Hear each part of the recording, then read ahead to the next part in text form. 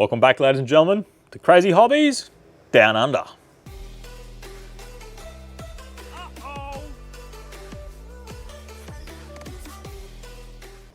Well, we're super excited. We have the all-new HPI Savage XL FLUX RTR 4x4 6S truck, and we're one of the first to review it, so we are excited. And after we take it out of the box, we're going to take it out for a bash.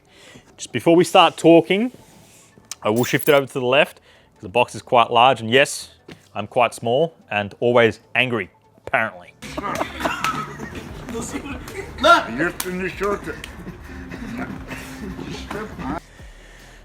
So the truck from HPI will retail for about $850. You will still need your battery and charger to complete the car.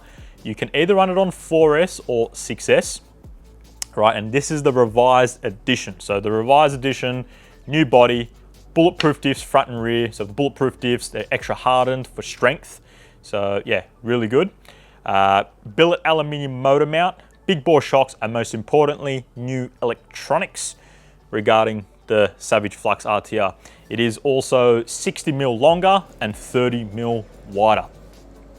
So we just want to touch base on HPI quickly. The HPI brand's been around for quite some time, 15, 20 odd years. Founded first in Japan and now located in Denmark, right? So they're doing an awesome job. Now with HPI, there is a huge fan base out there, and I'm pretty sure that where this fan base stems from is that when you think of HPI, there's it's usually associated with one word, and that is durability. So the fan base and the HPI army, that's what they love about HPI cars in general. They are super strong. Now regarding the Savage platform, the Savage platform has been out for quite some time, and I remember about 15, 20 years, 10 to 15 years ago, if you wanted to buy a truck, this was the truck to get. And back then, it wasn't electric around, so you had to buy the nitro version, right? Now, Savage platform, we are going to say it is, one of the pioneers of extreme RC bashing. Make no mistake about it. If you wanted to buy a truck and you want something strong and just bash and something to go all day, the Savage was the go-to truck. Regarding the chassis on the Savage, which we will show you very shortly, it has a very uniquely designed chassis, and it has vertical plates, right, that run from the back of the car to the front of the car. And the way HPI has designed this car is pretty cool. And with those vertical plates, you have all your guts, all your internals, all your electronics in these vertical plates. So the car is very well protected. The price on the Savage XL FLUX, $850 Australian, is superb, right? In the sense that when you buy this car out of the box, you will not have to, really upgrade anything. There won't be much upgrades. Still drive shafts, still internals, aluminium diffs, billet aluminium motor mount, everything is strengthened. So HPI, you've done an excellent job there in the sense that, once someone buys this truck, they're not looking to spend $200-300 to get it to where it is. So awesome job. And just regarding the HPI brand, we want to thank yous from Down Under because, I remember when this brand was, first coming out, they have done wonders for the hobby industry. So, what I mean by that is getting people into the hobby. So HPI, please keep up the cool work and bring out plenty of parts. And I'm pretty sure the HPI army will rally behind you. So that's pretty much it. Let's quickly unpack it and go from there. Whoa, super duper excited. He's ready.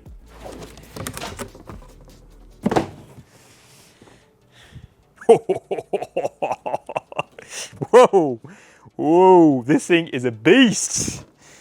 I think we need a crane to get this out.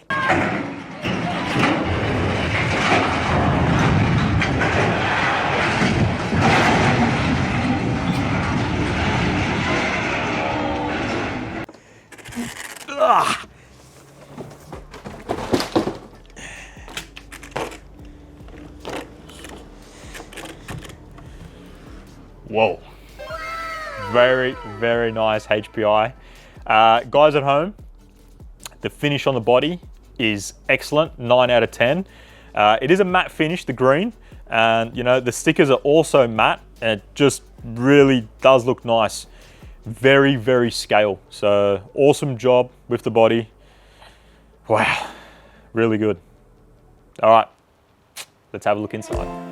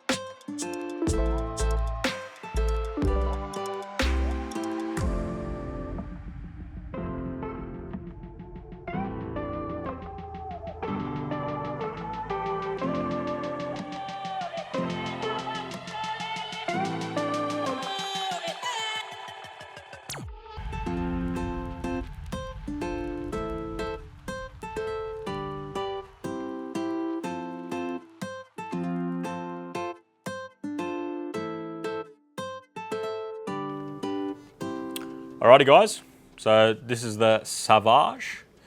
Just managed to get it in frame, and we've got a new name for it. We've got an Aussie name for it. We're going to be naming the Savage, aka the Tank. Right,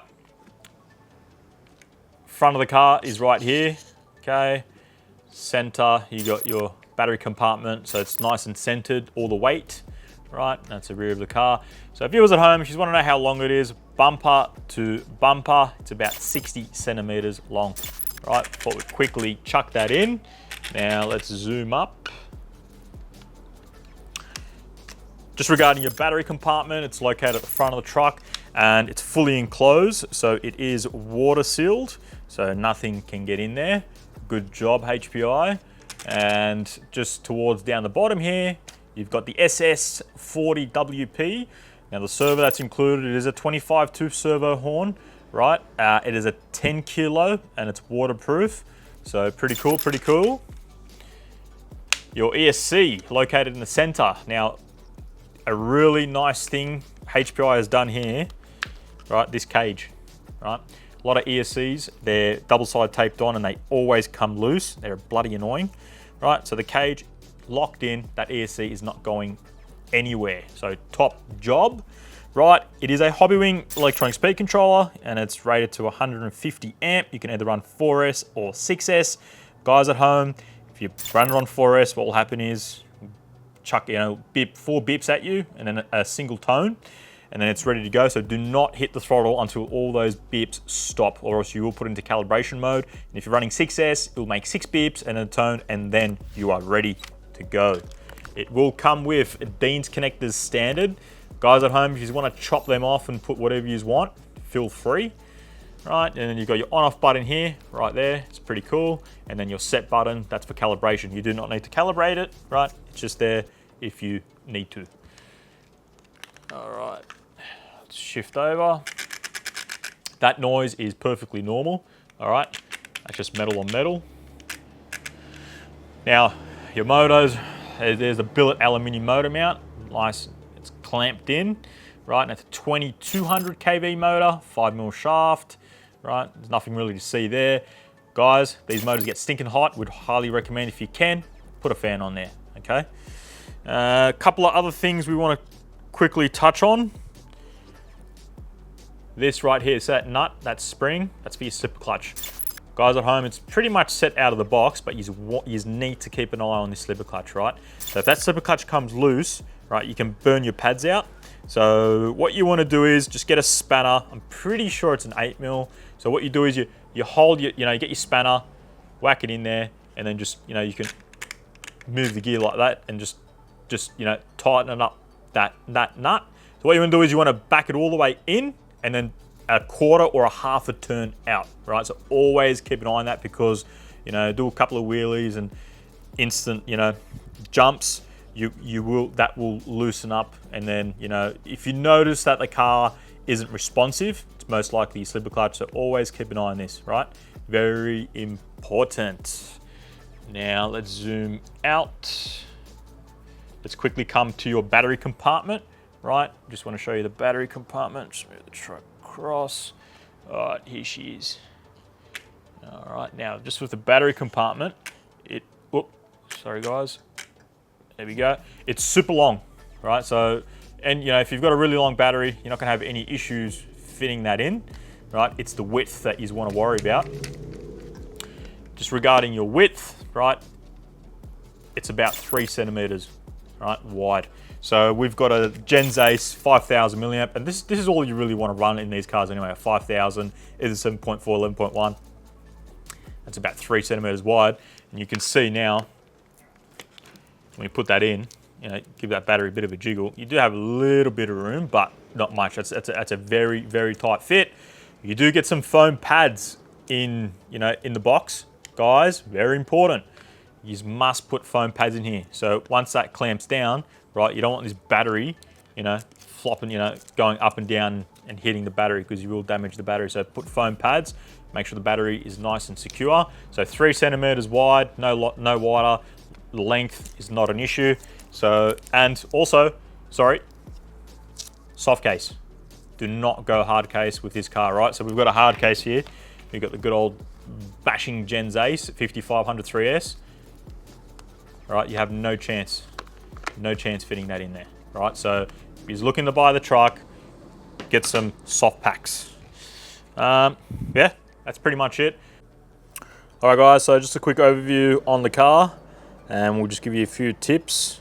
So regarding the new Savage, you get bulletproof diffs, right? And they're super strong. So yeah, gonna be super hard to break. Now, you do have a massive big bumper on the front of the truck. All right, you've got the big bore shocks. Now, these can be upgraded as well to aluminium, right? We'll leave the part numbers below for you. You do have big steel drive shafts, front and rear. You won't be breaking them anytime soon. So yeah, plastic arms, top and bottom, plastic shock tower. Right, that's pretty much it for the front.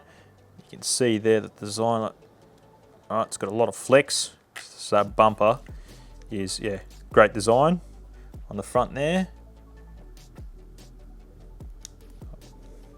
Now, just regarding your wheels, right, there is 17 mil hex.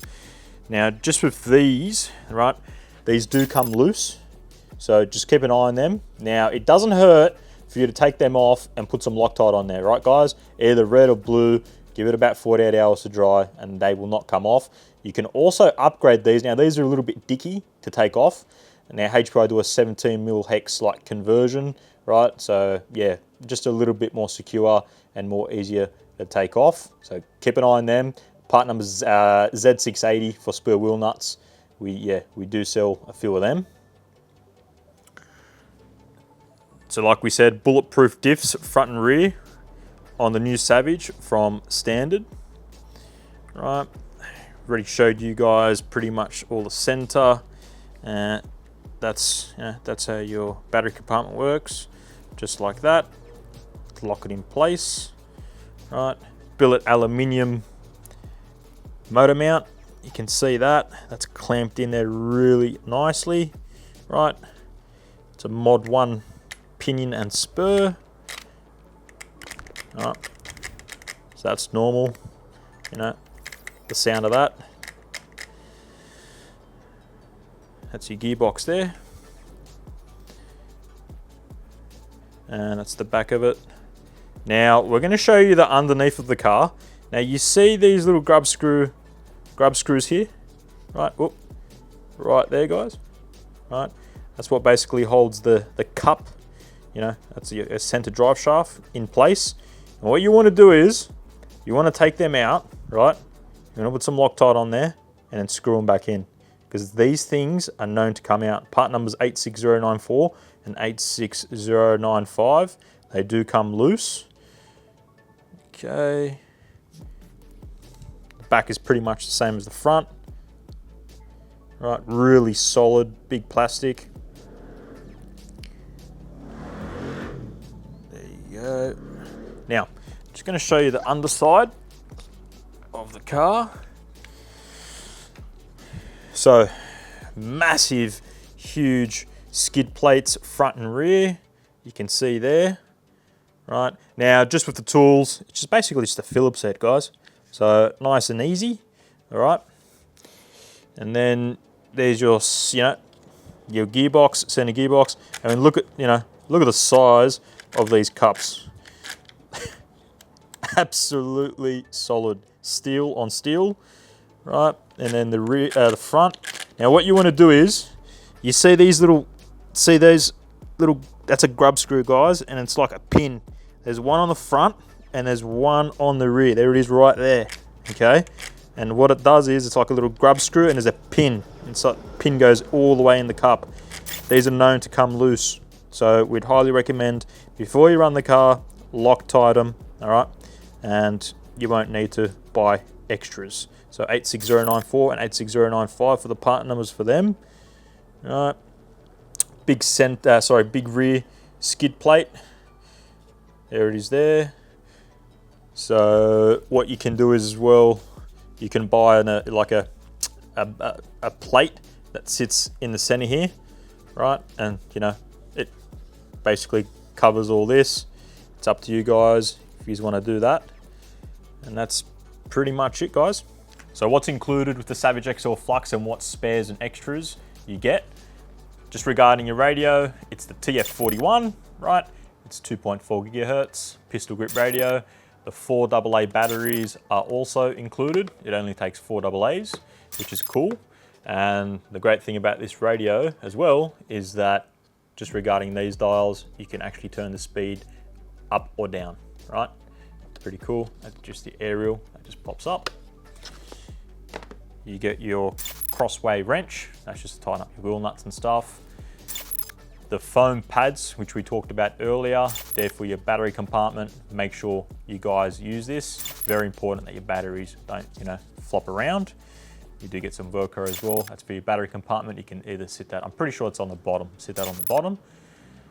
You get some spares, just in the box. There's there.